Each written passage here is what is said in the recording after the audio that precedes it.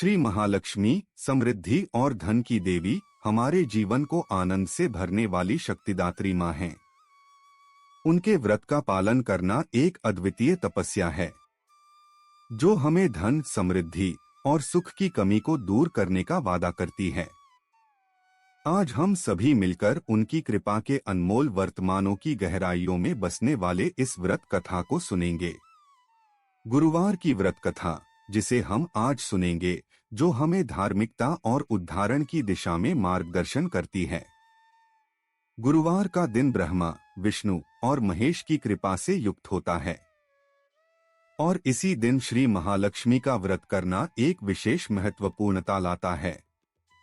इस अद्वितीय व्रत कथा और गुरुवार की व्रत कथा के माध्यम से हम अपने जीवन में सकारात्मक बदलाव लाने के लिए सतत प्रेरणा प्राप्त करेंगे और श्री महालक्ष्मी माता की कृपा से हमें समृद्धि और सुख की प्राप्ति होगी। श्री महालक्ष्मी माता के अनेक रूप तथा नाम हैं। भूतल में वे छाया, शक्ति, तृष्णा, शांति, जाति, लज्जा, श्रद्धा, कांति, वृत्ति, स्मृति, दया, तुष्टि, माता, अधिष्ठात्री एवं लक्ष्मी के रूप में स्थित है। उन्हें प्रणाम करते हैं।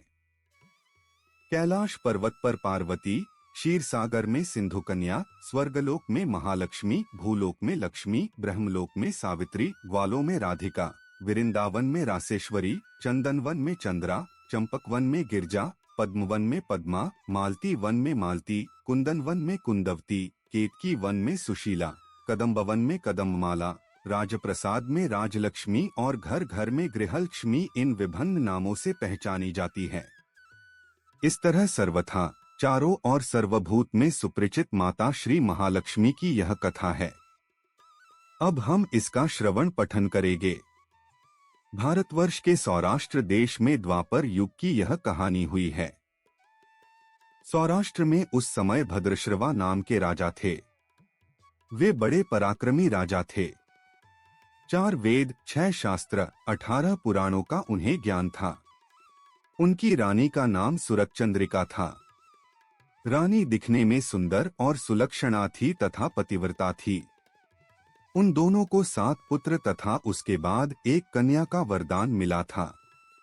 कन्या का नाम शांबाला था। एक बार महालक्ष्मी जी के मन में आया कि जाकर उस राजा के राजप्रसाद में रहे। इससे राजा को दुगनी धन दौलत की प्राप्ति होगी और वह इस धन दौलत से अपनी प्रजा को और सुख दे पाएगा। गरीब के घर अगर रहे और उसे धन दौलत प्राप्त हो तो वह स्वार्थी की तरह केवल अपने ऊपर ही खर्च करेगा। यह सोचकर श्री महालक्ष्मी जी ने बूढ़ी ब्राह्मण स्त्री का रूप धारण किया। हाथ में लाठी लिए लाठी के सहारे रानी के द्वार तक पहुंची। यद्यपि उन्होंने बूढ़ी औरत का रूप धारण किया था, पर उनके चेहरे पर देवी का तेज था। उन्हें देखते ही एक दासी सामने आई। उसने इनका नाम, धाम, काम, धर्म पूछ डाला। वृद्ध ब्राह्मण का रूप धारित माता लक्ष्मी ने कहा, बालिके, मेरा नाम कमला है, मेरे पति का नाम भुवनेश है। हम द्वारिका में रहते हैं। तुम्हारी रानी पिछले जन्म में एक वैश्य की पत्नी थी। वह वैश्य गरीब था। दारिद्र्य के कारण हर रोज घर में झगड़े होते थे तथा उसका पति रोज उसे मारता था। इन बातों से तंग आकर वह घर छोड़कर चली गई तथा वन जंगल में खाली पेट भटकने लगी। उसकी इस दुर्दशा पर मुझे दया आई। तब मैंने उसे सुख संपत्ति देने वाली श्री महालक्ष्मी की कथा सुनाई। मेरे कहने पर उसने श्री महालक्ष्मी का व्रत किया। श्री महालक्ष्मी प्रसन्न हुई, उसकी गरीबी दूर हुई। उसका घर संसार, दौलत, संतति, संपत्ति से भर गया। बाद में पति पत्नी दोनों पर लोक सिधारे। लक्ष्मी व्रत करने के कारण वे लक्ष्मी लोक में रहे। उन्होंने जितने साल महालक्ष्मी का व्रत किया उतने हजारों साल उन्हें सुख भोग मिला। इस जन्म में उसका जन्म राजघराने में हुआ है, परंतु वह श्री महालक्ष्मी का व्रत करना भूल गई है। उसे यह याद दिलाने में यहाँ आई हूँ। बुढ़िया की बातें सुनकर दासी ने उन्हें प्रणाम किया। तथा श्री महालक्ष्मी का व्रत किस तरह किया जाए इस बारे में पूछा। बुढ़िया रूप धारण किए हुए श्री महालक्ष्मी माता ने दासी को पूजा की विधि तथा महिमा बताई। इसके बाद वह दासी माता को प्रणाम कर रानी को बताने अंदर चली गई। राजवैभव में रहते हुए रानी को अपने ऐश्वर्य का बहुत घमंड हुआ था। संपत्ति तथा अधिकार की वजह से वह उन्मत्त हो गई थी। दासी द्वारा बताई गई बुढ़िया की बातें सुनकर वह आग बबूला होकर राजद्वार पर आकर बुढ़िया रूपी श्री महालक्ष्मी पर बरस पड़ी। उसे यह मालूम नहीं था कि श्री महालक्ष्मी माता बुढ़िया का रूप धारण किए द्वार तक आई हैं। परंतु रानी का इस कदर रुखा बर्ताव तथा अपना अनादर देखकर माता ने वहां ठहरना ठीक न समझा। वे वहां से चल पड़ी। राह में उन्हें राजकुमारी शांबाला मिली। उन्होंने शांबाला को सारी बात बताई। शांबाला ने अपनी ओर से श्री महालक्ष्मी माता से क्षमा मांगी। माता को उस पर दया आई। उन्होंने शांबाला को श्री महालक्ष्मी व्रत के बारे में बताया। उस दिन मार्गशीर्ष माह का पहला गुरुवार था। शांबाला ने परम श्रद्धा से श्री महालक्ष्मी का व्रत रखा। फल स्वरूप राजा सिद्धेश्वर के सुपुत्र मालाधर से उसका विवाह हुआ। वह धन दौलत ऐश्वर्य वैभव से मालामाल हो गई। पति के साथ ससुराल में आनंद से दिन बिताने लगी। इधर श्री महालक्ष्मी का रानी पर प्रकोप हुआ। फलस्वरूप राजा भद्रश्रवा का राज्य एवं राज कारोबार नष्ट हो गया। यहाँ तक कि खाने के लाले पड़ गए। ऐसी हालात में एक दिन रानी ने राजा से निवेदन किया, हमारा दामाद इतना बड़ा राजा है, धनवान है, ऐश्वर्यशाली है, क्यों न उसके पास जाएं? अपना हाल उसे बताए, वह जरूर हमारी मदद करेगा।